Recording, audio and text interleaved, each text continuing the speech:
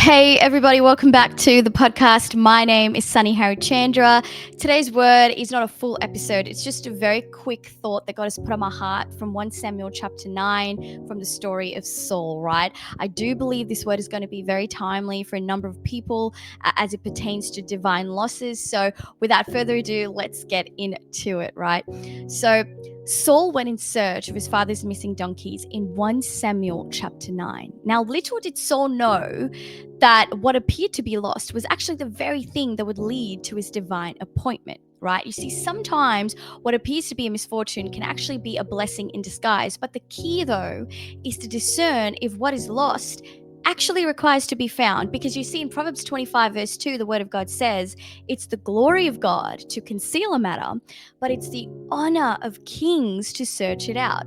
Little did Saul know that what he was searching for was actually going to lead him into kingship. And it's interesting that God used a donkey to lead Saul into kingship because it was also a donkey that accompanied Jesus into Jerusalem, which fulfilled the prophecy that the Messianic king would also arrive into Jerusalem on a donkey, right? So maybe instead of relegating what God has temporarily removed to a complete loss, because maybe you think it's not valuable or it's replaceable, maybe God's leading you to ask the question, hey, God, what are you leading me into because of this divine loss? Right? So I pray this has blessed you. Have an amazing week. I'll see you for the next episode. God bless.